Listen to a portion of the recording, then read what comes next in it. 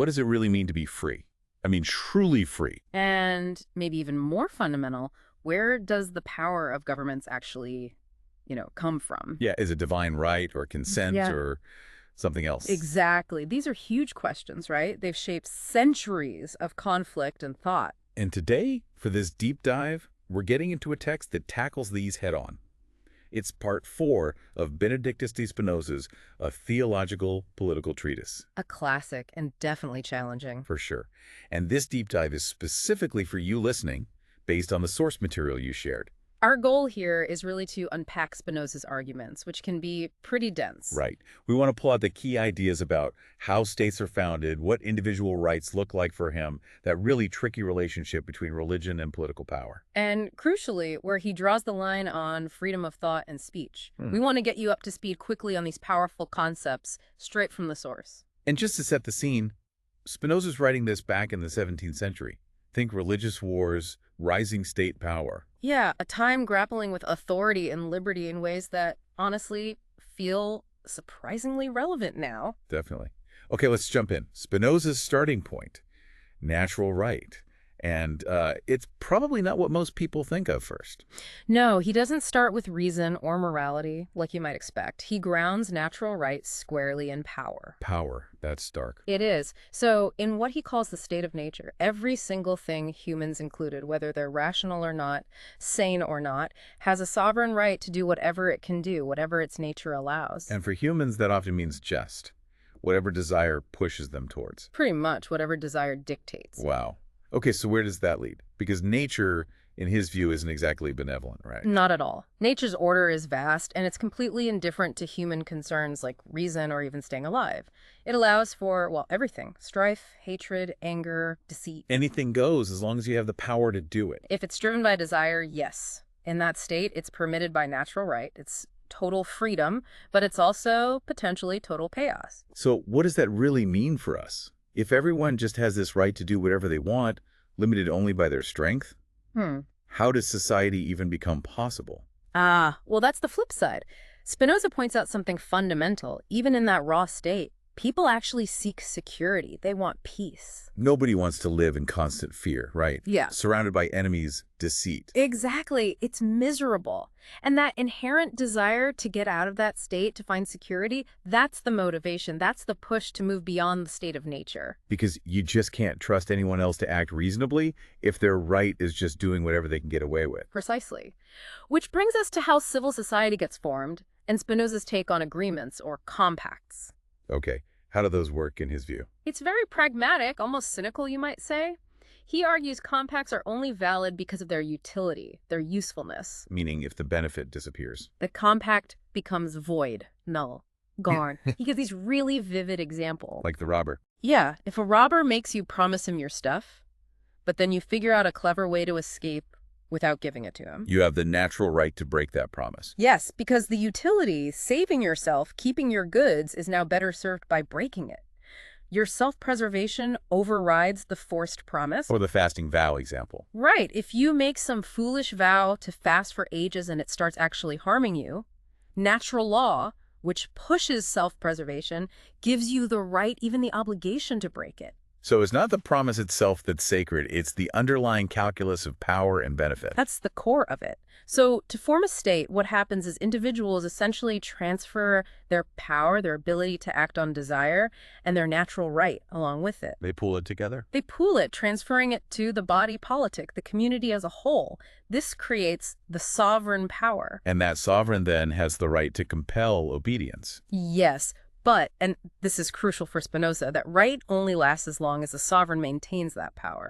So power is still the bedrock. Yeah. If they lose control.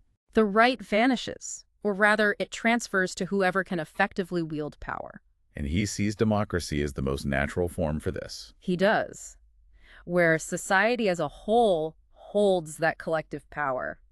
In such a state, everyone agrees to obey the sovereign, which is basically the collective will. But couldn't that collective will be irrational sometimes? It could, but Spinoza argues it's actually rare for sovereigns, especially democratic ones, to issue commands that are completely irrational. Why is that?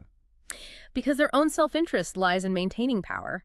And to maintain power, you generally need to consult the public good, keep the state stable, which usually involves some level of reason. That makes sense. Yeah. A ruler acting totally against everyone's interests probably won't stay ruler for long. Right. Now, within this state structure, he makes a really important distinction. It's between being a subject and being a slave. Okay, tell me about that. That sounds key to his idea of freedom within the state. It really is. A slave, he says, obeys only for the master's interest, for someone else's benefit. Whereas a subject, A subject obeys for the common interest of the state, an interest that includes them. so it's not obedience itself that makes you a slave. It's why you're obeying and who benefits. Exactly. If the laws are founded on reason, aimed at the common good, which includes your good, then obeying makes you a subject, participating in that common good, not a slave. In fact, he thinks the freest state is one based on reason. Yes, because it allows citizens to live guided by reason, which for Spinoza is the ultimate human freedom. Okay, so he defines some other terms within this framework too, like private civil right. That's basically the liberty you retain to preserve your existence, but now it's limited and protected by the sovereign's laws. You've traded absolute freedom for security within the state's rules. And wrong. How does he define that? It seems obvious, but... He makes a really stark point here. Wrong can only happen between private citizens when one harms another against the state's laws. Okay. And here's the kicker. Wrong cannot happen from the sovereign to the subject. The sovereign can't do wrong to its subjects. According to Spinoza's logic, no. Because the sovereign is the source of the law, they define what's right and wrong within the state.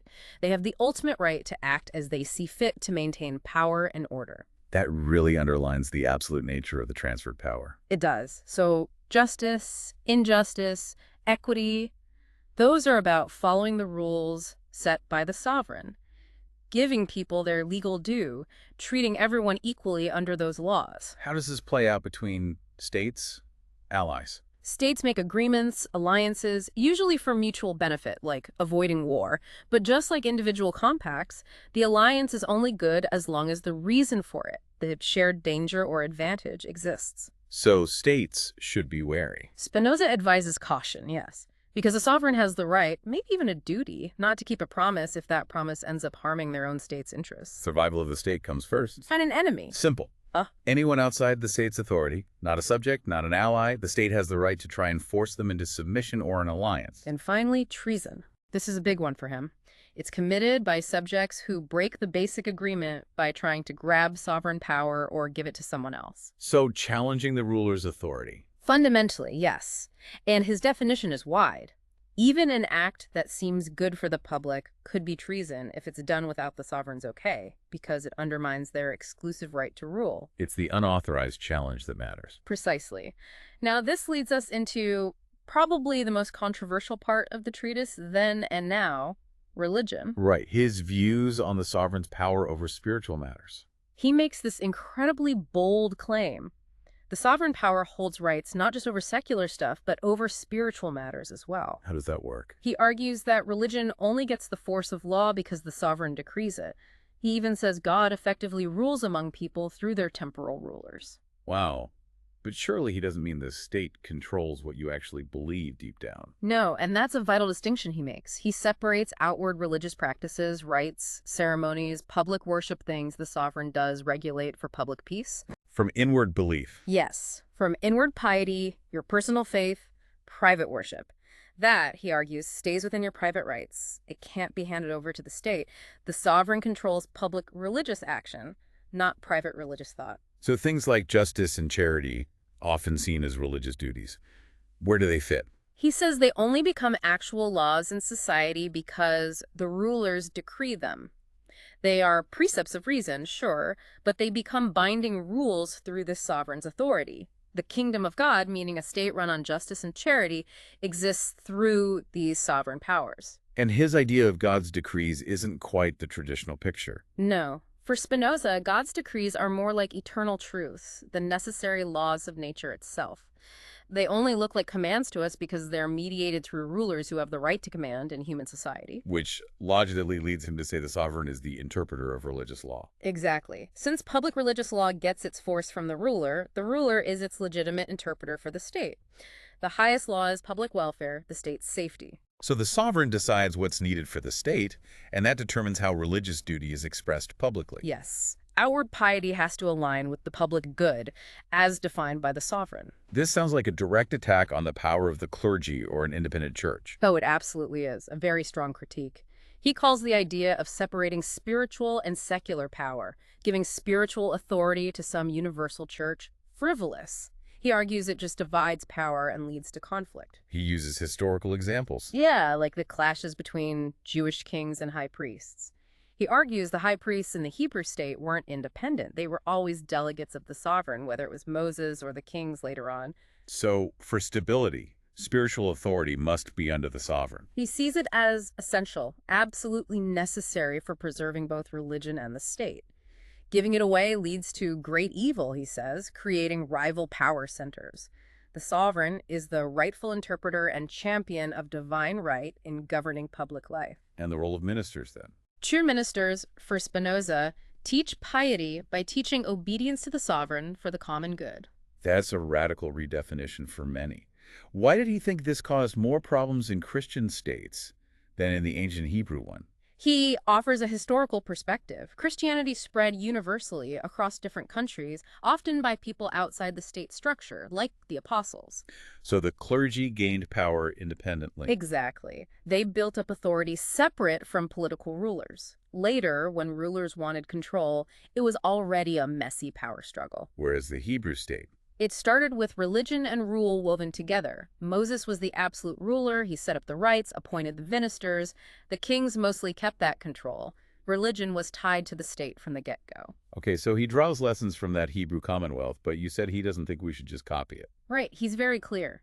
Its structure isn't practical or advisable today. It was based on a unique covenant with God, designed for a specific, isolated people. But valuable lessons nonetheless. What's lesson one? Giving governing power or decree-making rights to religious ministers. Bad idea. It hurts both religion and the state. Stability comes when? When they stick to answering questions and teaching doctrine that the sovereign has already approved. He points to Hebrew history, sects, and conflict arose when high priests tried to grab secular power. Lesson two. It's dangerous to make speculative or debatable ideas, things people argue about theologically or philosophically, into matters of divine law. That leads to governments criminalizing opinions, which is tyranny. So the safer way? Define piety by actions, justice, and charity, and leave judgment, thought free. Makes sense. Lesson three. The sovereign power, and only the sovereign power, must have the right to decide what's lawful or unlawful. Giving that judicial power to prophets or anyone else is destructive to the state. And lesson four sounds like a warning about political change. A big one. He says it's disastrous for people who aren't used to monarchy, especially if they have existing laws that don't fit it, to suddenly set up a king. Why? What happens? Subjects struggle to obey properly. The king struggles to respect the old laws. It just leads to instability, constantly changing who the tyrant is, but never fixing the broken system of government. He uses historical examples for that too, right? He does. He points to England. They got rid of a king, but ended up restoring the monarchy after chaos because they couldn't fundamentally change the form of rule. And Rome. Constant civil war, changing emperors, but the underlying instability remained. He contrasts that with the Dutch states, like Holland, which kept their original structure with power in the States General and had more stability. Changing the fundamental form of government is perilous. All these historical points seem to build up to his most famous argument, doesn't it? About freedom of thought. Absolutely. This is really where his arguments converge. He states it flat out. It is impossible to completely control people's minds. You just can't force belief. You cannot compel someone to give up their natural right to reason, to think freely, to judge for themselves. Any government that tries is, by definition, tyrannical. So even the all-powerful sovereign has limits here. Crucial limits, based on the reality of human nature and power.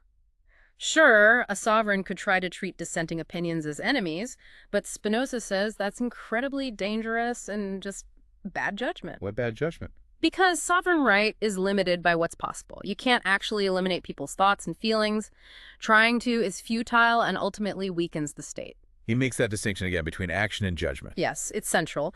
When you enter a state, you give up the right to act solely on your own judgment for the sake of peace. But you do not and cannot give up your right to think and judge freely. So how do you voice disagreement then? How can you criticize without being seditious? Spinoza lays it out. You can speak against authorities, but it must be from rational conviction, not anger or deceit. And this is key. You mustn't try to change things using your own private authority outside the law. So a good citizen obeys the law. Even if they think it's wrong, yes, obeys an action. But they can still argue for change through the proper channels, using reason. And what makes an opinion actually seditious in his view? Is it just disagreeing? No, not just disagreeing. A seditious opinion is one that destroys the social contract itself, like believing the sovereign has no rights over you at all. That dissolves the state's foundation. But thinking a specific law is bad isn't inherently seditious. Correct. So what's the positive case for allowing this freedom? Yeah, why is it better for the state?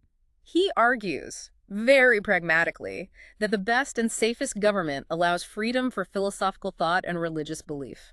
Even though there might be disagreements. Yes. He compares it to vices like luxury or envy. Laws tolerate those not because they're good, but because you just can't legislate them away effectively. So if we tolerate those, how much more should we grant freedom of thought, which he sees as a virtue, not a vice?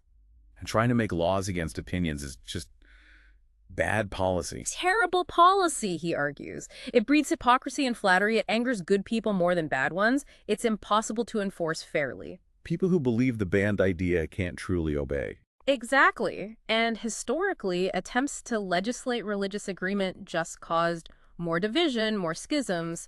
Such laws weaken the state by driving out talented people just for their thoughts. And the point about martyrs. Yeah, executing people for opinions often makes them martyrs, inspires others, or just leads to outward conformity, hiding inward dissent. It doesn't actually convince anyone. So the best system, the safest one, is to grant freedom of judgment. Let people think differently. It allows them to live together peacefully despite their differences. He sees democracy as best suited for this controlling actions, leaving minds free. And he had a real-world example in mind. He did, Amsterdam. He pointed to it as proof this works. What did he observe there? That the city leaders focused on actions. Was someone honest? Did they harm others?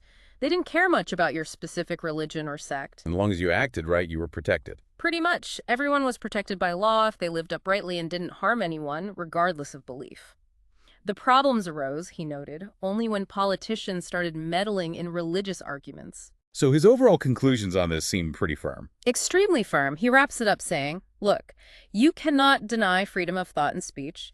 It can be granted without hurting the sovereign's power if action follows law, without wrecking public peace, without destroying loyalty. Laws against ideas are useless. Worse than useless, often harmful. And crucially, this liberty is actually necessary for peace, for loyalty, even for the ruler's own rights. Trying to stamp it out backfires. So his final proposal for the safest kind of state is? Define religion mainly by acts, charity, and justice. Restrict the ruler's power, both sacred and secular, to controlling actions. And then, his famous line, let every man think what he likes and say what he thinks. Wow, we've really covered a lot of ground there, deep into Spinoza's thinking.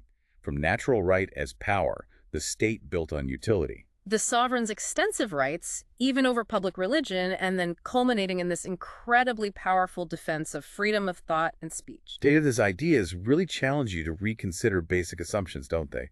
About power, freedom, the line between public and private life. Absolutely.